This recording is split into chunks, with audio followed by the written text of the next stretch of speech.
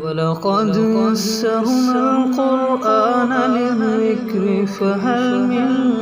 مُّدَّكِرٍ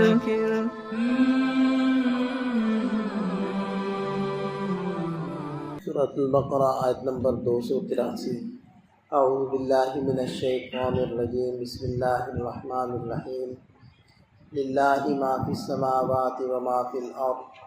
وَإِن تُبْدُوا مَا فِي أَنفُسِكُمْ أَوْ تُخْفُوهُ يُحَاسِبْكُم بِهِ اللَّهُ فَيَغْفِرُ لِمَن يَشَاءُ وَيُعَذِّبُ مَن يَشَاءُ وَاللَّهُ عَلَىٰ كُلِّ شَيْءٍ قَدِيرٌ۔ اللہ ہی کا ہے جو کچھ آسمانوں اور زمین میں ہے، اور اگر تم ظاہر کرو گے جو کچھ تمہارے جی میں ہے، او تخفوہ یا تم اس کو چھپاؤ گے، یحاسبکم بہ اللہ تعالیٰ تم سے اس کا حساب لے گا۔ فیغفر لمن یشاء پھر جس کے لیے چاہے گا مغفرت فرمائے گا، ویعذب من یشاء اور جس کو چاہے گا عذاب دے گا۔ واللہ علی کل شیء قدیر اور اللہ تعالیٰ سب کچھ کرنے پر قدرت رکھتا ہے۔ سابقہ آیت مبارکہ میں گواہی کا تذکرہ تھا، اور گواہی صحیح طریقے سے اس کی تحمیل یعنی اس کو اٹھانا اور اس کو بر وقت ادا کرنا، یہ اس کا حکم تھا۔ حضرت عبداللہ بن عباس رضی اللہ عنہما فرماتے ہیں کہ اس آیت مبارکہ میں بھی وَإِن تُبْدُوا مَا فِي أَنفُسِكُمْ أَوْ تُخْفُوهُ یہ اسی گواہی کی طرف اشارہ ہے کہ اگر تم کسی گواہی کو بر وقت ادا کرو گے یا اس کو چھپاؤ گے، یعنی ادا کرنے کا موقع تھا اور تم ادا نہیں کرو گے گواہی کو، یحاسبکم بہ اللہ تعالیٰ تم سے اس کا حساب لے گا۔ اور عمومی الفاظ کے اعتبار سے اس سے وہ تمام اعمال مراد ہیں کہ جو کچھ اعمال انسان کے ظاہری طور پر ادا ہوتے ہیں جو نظر آتے ہیں، اور کچھ اعمال ایسے ہوتے ہیں کہ جو نظر نہیں آتے، جن کا صرف بندے کو پتہ ہوتا ہے یا پھر بندے کے رب کو پتہ ہوتا ہے، حتیٰ کہ فرشتوں کو بھی نہیں پتہ ہوتا۔ قیامت کے دن ایسا ہوگا۔ ایک حدیث پاک میں آتا ہے جس کا میں مفہوم صرف عرض کرنے لگا ہوں کہ اللہ تعالیٰ فرمائیں گے کہ یہ وہ دن ہے جس کے اندر ہر چھپی بات کو ظاہر کیا جائے گا، اور اس موقع پر اللہ تعالیٰ وہ اعمال بھی بندے کے ظاہر کریں گے جو فرشتوں کو بھی نہیں پتہ ہوں گے اور نامہ اعمال میں بھی لکھے ہوئے نہیں ہوں گے، وہ صرف اللہ کو پتہ ہے اور بندے کو پتہ ہے۔ اور حدیث پاک میں آتا ہے کہ قیامت کے دن بندے کو اپنے رب کے قریب کیا جائے گا، تو اللہ تعالیٰ اس بندے سے فرمائیں گے کہ میرے بندے تجھے یاد ہے تو نے فلاں گناہ کیا تھا اور فلاں گناہ کیا تھا،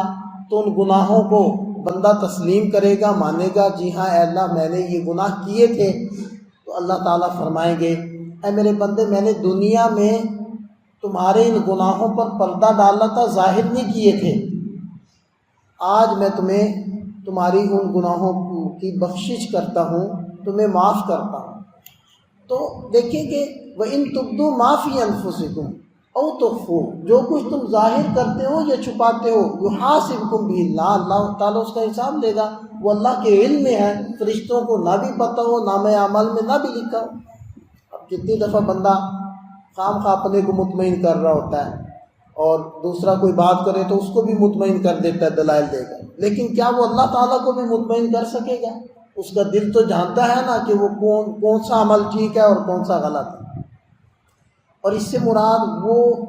خیالات بھی ہیں جو انسان کے دل میں آتے ہیں۔ وَإِن تُبْدُوا مَا فِي أَنفُسِكُمْ جو خیالات وہ گناہ کے ہوں وہ تم نے ظاہر کیے یعنی ان کے اوپر عمل کیا، او تخفوا یا چھپائے رکھا یعنی عمل کا موقع ہی نہ ملا، اللہ تعالیٰ ان سب کا حساب لے گا۔ اب دیکھیں خیالات گناہ کے وہ تو انسان کے بس میں بھی نہیں ہوتے، بعض خیالات تو جب یہ آیت مبارکہ نازل ہوئی حضرات صحابہ کرام پریشان ہو گئی، کیونکہ ظاہری مفہوم تو اس کا یہی ہے کہ ان خیالات کو تم ظاہر کرو یعنی عمل میں لاؤ، یا عمل میں نہ لا سکو اللہ تعالیٰ تم سے ان کا حساب لے گا۔ تو صحابہ کرام نبی پاک صلی اللہ علیہ وسلم کی خدمت میں گئے، یا رسول اللہ یہ تو مشکل کام نہیں ہو گیا، کیونکہ خیال سے بچنا تو انسان کے بس کی بات نہیں ہے، تو آپ علیہ السلام نے ارشاد فرمایا تم ایسے مت کہو کہ مشکل ہے، تم کہو سمعنا واطعنا، ہم نے سن لیا اور ہم نے تسلیم کر لیا، مان لیا۔ تم ایسے مت کہو جیسے کہ پہلی امتوں نے کہا تھا، تو صحابہ کرام نے کہا یا رسول اللہ سمعنا واطعنا، ہم نے سنا اور مان لیا۔ تو پھر یہ جو اگلی آیت مبارکہ آ رہی ہے نا، لا یکلف اللہ نفسا الا وسعها،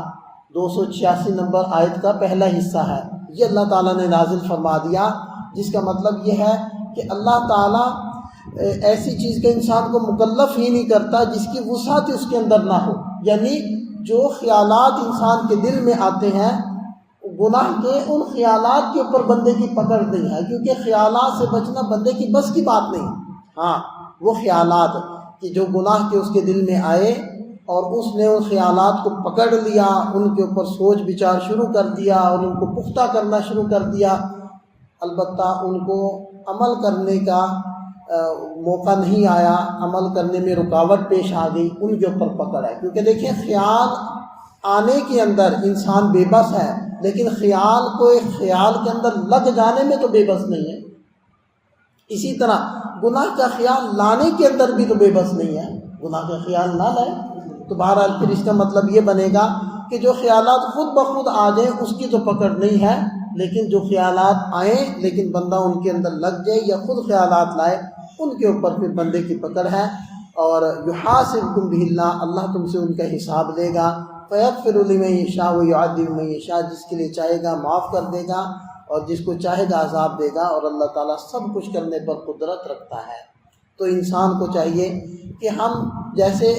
نماز ہے اور نماز ہم سے یہ چاہتی ہے کہ ہمارا جسم بھی ظاہری طور پر پاک ہو، حکماً پاک ہو، ہمارا لباس بھی پاک ہو، اسی طرح نماز ہم سے یہ بھی چاہتی ہے کہ ہمارا دل بھی پاک ہو۔ تو ہم اپنے دل کو بھی پاک رکھیں۔ غلط سلط خیالات آتے ہیں، حضرات صحابہ کرام، ایک صحابی حاضر خدمت ہوئے، یا رسول اللہ میرے دل میں ایسے ایسے خیالات آ جاتے ہیں کہ میں اس چیز کو تو پسند کرتا ہوں کہ میری ہاتھ پر کوئلہ رکھ دیا جائے، لیکن اس کو پسند نہیں کرتا کہ میں وہ خیالات ظاہر کر دوں، آپ کے سامنے بیان کر دوں۔ تو آپ علیہ السلام نے فرمایا کیا واقعتاً ایسے خیالات آ جاتے ہیں؟ یا رسول اللہ جی ہاں۔ فرمایا یہی تو اہل ایمان ہے، یہ تو ایمان کی علامت ہے، یعنی کہ جب دل کے اندر ایمان ہوگا تو شیطان تو زور لگائے گا۔ تو دیکھیے خیالات کا خود آنا یہ برا نہیں ہے اور اس کے اوپر بندے کی پکڑ نہیں ہے، لیکن خیالات کو لانا اور ان میں لگ جانا یہ غلط ہے۔ بالکل یہی چیز آپ نماز کے اندر بھی اپلائی کر لیں۔ لوگ کہتے ہیں کہ جی ہماری نماز میں خیالات آتے ہیں، ہم بڑے پریشان ہیں۔ تو دیکھیں جو خود خیالات آ رہے ہیں اس کے اوپر نہ کوئی پکڑ ہے اور نہ ہی آپ ان کے مکلف ہیں، لیکن ان خیالات میں لگ جانا غلط ہے۔ جب بھی خیال آئے فوری طور پر دھیان اللہ تعالیٰ کی طرف ہو، نماز کی طرف ہو، جو پڑھ رہے ہیں اس کی طرف ہو، تو انشاءاللہ نماز اللہ تعالیٰ قبول فرمائیں گے۔ اللہ تعالیٰ ہمیں سمجھ عطا فرمائے، عمل کی توفیق عطا فرمائے۔